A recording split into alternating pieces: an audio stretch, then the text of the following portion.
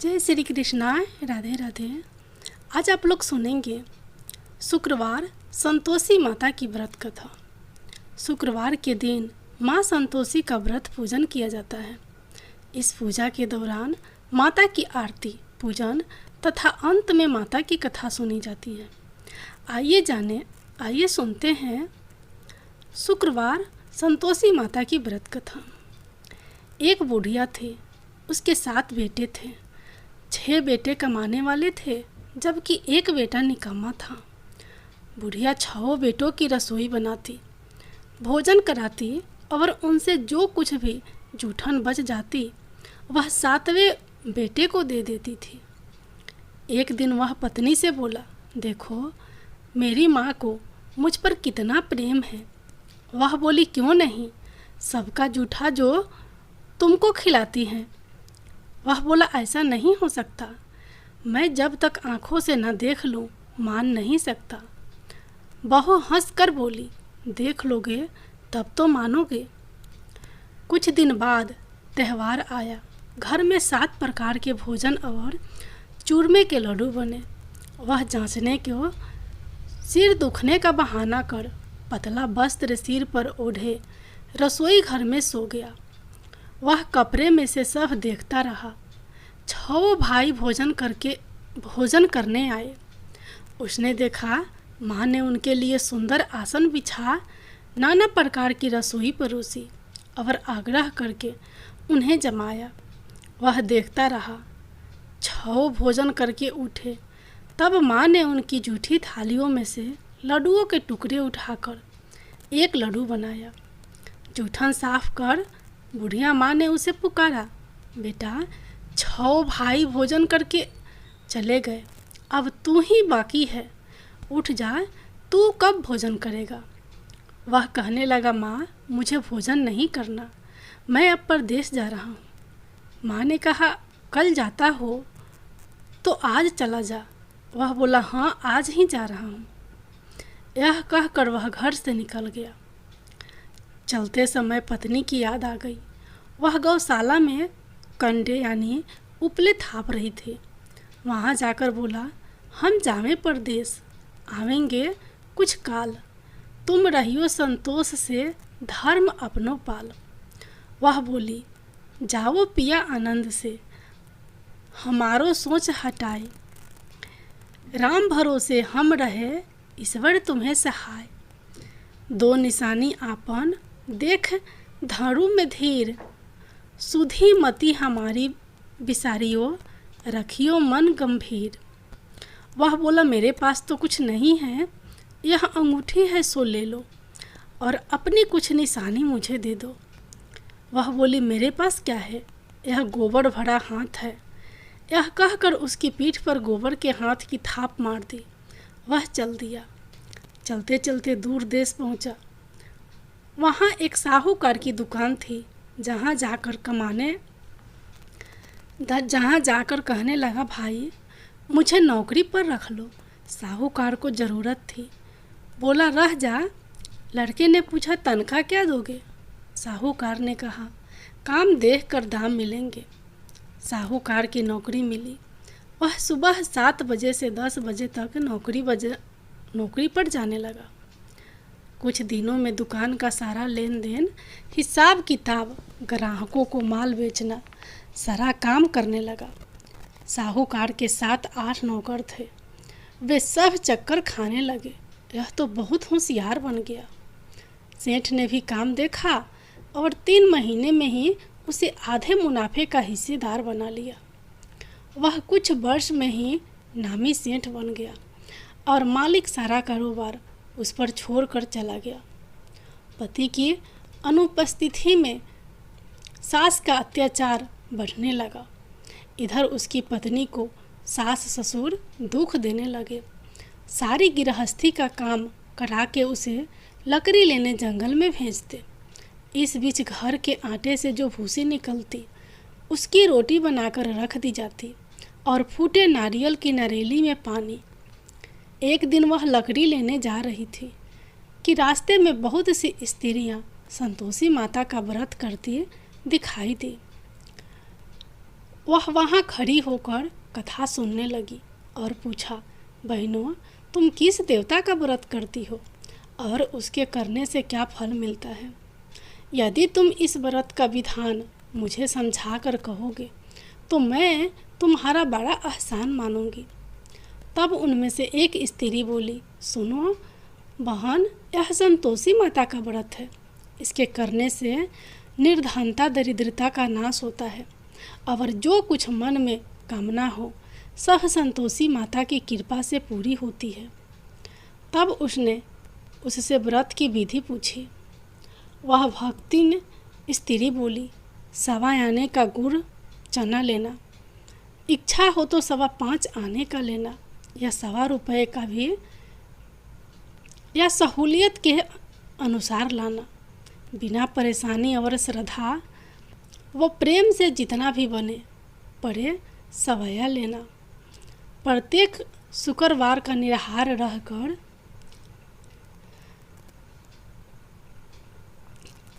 कथा सुनना। इसके बीच कर्म टूटे नहीं, लगातार नियम पालन करना। सुनने वाला कोई ना मिले तो घी का दीपक जला उसके आगे या जल के पात्र को सामने रखकर कथा कहना। जब कार्य सिद्ध ना हो नियम का पालन करना और कार्य सिद्ध हो जाने पर व्रत का उद्यापन करना। 3 मास में माता फल पूरा करती हैं। यदि किसी के ग्रह खोटे भी हो तो भी माता वर्ष भर में कार्य सिद्ध करती हैं। फल सिद्ध होने पर उद्यापन करना चाहिए, बीच में नहीं। उद्यापन में 2.5 सेर आटे का खाजा तथा इसी परिणाम से खीर तथा चने का साग करना। 8 लड़कों को भोजन कराना। जहाँ तक मिले देवर जेठ भाई बंधु के हो, ना मिले तो रिश्तेदारों और पास पड़ोसियों को बुलाना। उन्हें भोजन करा यथाशक्ति दक्षिणा देना। माता का नियम पूरा करना। उस दिन घर में खटाई नहीं खाना चाहिए। यह सुन बुढ़िया के लड़के की बहू चल दी। रास्ते में लकड़ी के बोझ को बेच दिया और उन पैसों से गुड़ चना ले माता के व्रत की तैयारी करी। आगे चली और सामने मंदिर देखकर पूछने लगी, यह मंदिर किसका है? सब कहने लगे, संतोषी माता का मंदिर है। यह सुनकर माता के मंदिर में जाकर चरणों में लौटने लगी। दिन हो विनती करने लगी, मैं निपट अज्ञानी हूँ, व्रत के कुछ भी नियम नहीं जानती। मैं दुखी हूँ, हे माता जगत जननी, मेरा दुख दूर कर, मैं तेरी शरण में हूँ। माता को दया आई। एक शुक्रवार बीता कि दूसरे को उसके पति का पत्र आया और तीसरे शुक्रवार को उसका भेजा हुआ पैसा आ पहुँचा। यह देख जेठ जेठानी मुँह सिकोड़ने लगे। लड़के ताने देने लगे। काकी के पास पत्र आने लगे, रुपया आने लगा। अब तो काकी की खातिर बढ़ेगी। बेचारी सरलता से कहती, भैया कागज आवे रुपया आवे, हम सब के लिए अच्छा है। ऐसा कहकर आंखों में आंसू भरकर संतोषी माता के मंदिर में आ मातेश्वरी के चरणों में गिरकर रोने लगी। माँ, मैंने तुमसे पैसा कब मांगा है? मुझे पैसे से क्या काम है? मुझे तो अपने सुहाग से काम है। मैं तो अपने स्वामी के दर्शन मांगती हूँ। तब माता ने प्रसन्न होकर कहा, जा बेटी, तेरा स्वामी आएगा। यह सुनकर खुशी से बावली होकर घर में जा काम करने लगी।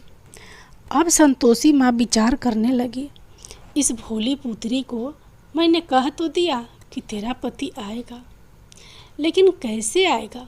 वह तो इसे सपने में भी याद नहीं करता। उसे याद दिलाने को मुझे ही जाना पड़ेगा। इस तरह माताजी उस बुढ़िया के बेटे के पास जा सपने में प्रकट हो कहने लगी, साहूकार के बेटे सो रहा है या जगता है? वह कहने लगा, माता सोता भी नहीं जगता भी नहीं हूँ, कहो क्या आज्ञा है? माँ कहने लगी, तेरे घर बार कुछ है कि नहीं? वह बोला, मेरे पास सब कुछ है, माँ बाप है, बहू है, क्या कमी है?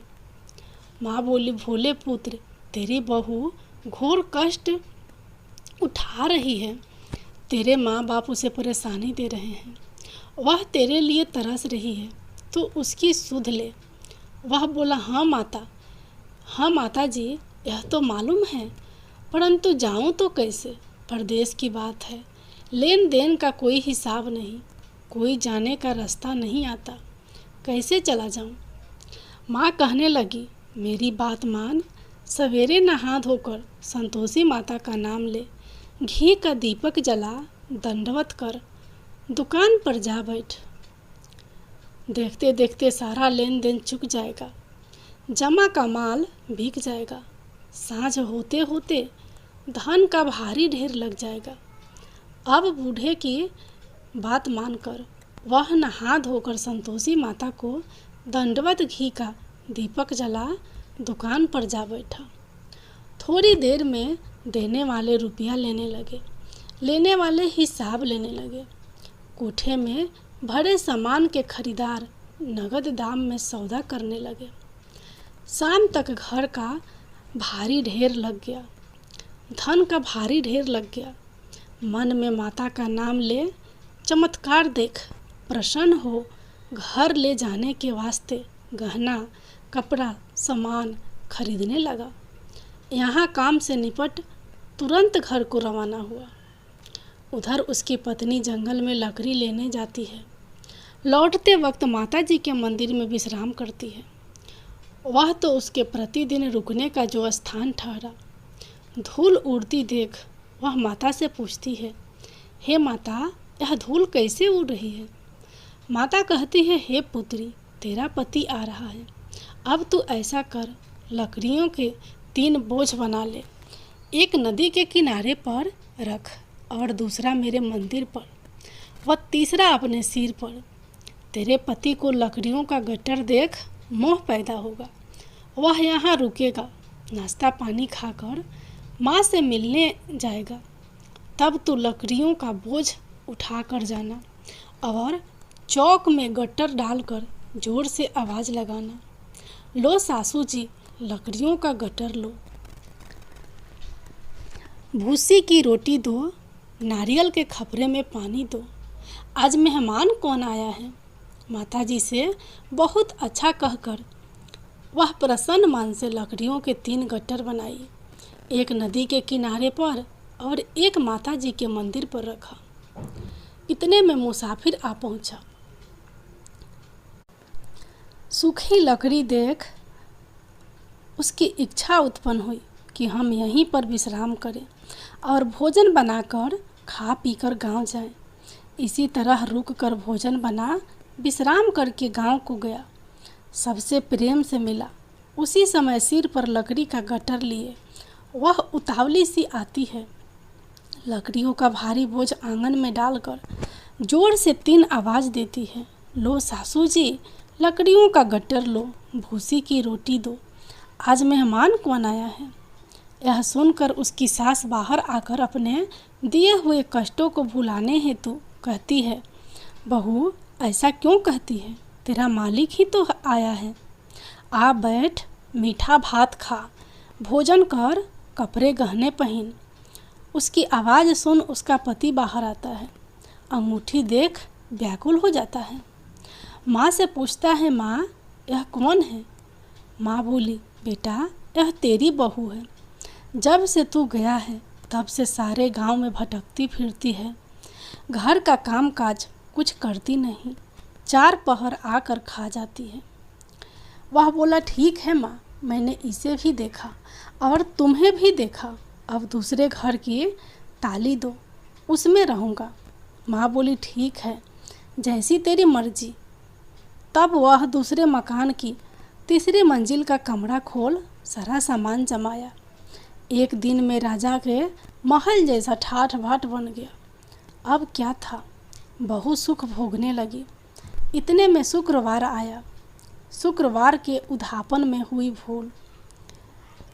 बहू ने खटाई का इस्तेमाल कर लिया। उसने पति से कहा, मुझे संतोषी माता के व्रत का उद्यापन करना है। पति बोला, खुशी से कर लो। वह उद्यापन की तैयारी करने लगी। जिठानी के लड़कों को भोजन के लिए कहने गई। उन्होंने मंजूर किया, परंतु पीछे से जिठानी ने अपने बच्चों को सिखाया, देखो भोजन के समय खटाई मांगना, जिससे उसका उद्यापन पूरा ना हो सके। लड़के जिमने आए, खीर खाना पेट भर खाया, परंतु बाद में खाते ही कहने लगे, हमें खटाई दो, खीर खाना हमको नहीं भाता, देखकर अरुचि होती है। वह कहने लगी, भाई खटाई किसी को नहीं दी जाएगी, यह तो संतोषी माता का प्रसाद है। लड़के उठ खड़े हुए, बोले, पैसा लाओ। भोली बहू कुछ जानती नहीं थी, उन्हें पैसे दे दिए। लड़के उसी समय हट करके इमली खटाई ले खाने लगे। यह देखकर बहू पर माताजी ने कोप किया। राजा के दूत उसके पति को पकड़ ले गए। जेठ जेठानी मन माने वचन कहने लगे, लूट लूट कर धन इकट्ठा कर लाया है, अब सब मालूम पड़ जाएगा, जब जेल की मार खाएगा। बहू से यह सहन नहीं हुए। रोती हुई माता जी के मंदिर गई। कहने लगी, हे माता, तुमने क्या किया? हंसाकर अब भक्तों को रुलाने लगी। माता बोली, बेटी तूने उद्यापन करके मेरा व्रत भंग किया है। वह कहने लगी, माता जी, मैंने कुछ अपराध किया है, मैंने तो भूल से लड़कों को पैसे दे दिए थे, मुझे क्षमा करो, मैं फिर तुम्हारा उद्यापन करूँगी। माँ बोली, अब भूल मत करना। वह कहती है, अब भूल नहीं होगी, अब बतलाओ वे कैसे आएंगे? माँ बोली, जा पुत्री, तेरा पति तुझे रास्ते में आता मिलेगा। वह निकली, राह में पति आता मिला। वह पूछने लगी, कहाँ गए थे आप? वह कहने लगा, इतना धन जो कमाया है उसका टैक्स राजा ने मांगा था, वह भरने गया था। वह प्रसन्न हो बोली, भला हुआ, अब घर को चलो। कुछ दिन बाद फिर शुक्रवार आया। वह बोली, मुझे फिर माता का उद्यापन करना है। पति ने कहा, करो। बहू फिर जेठ के लड़कों को भोजन को कहने गई।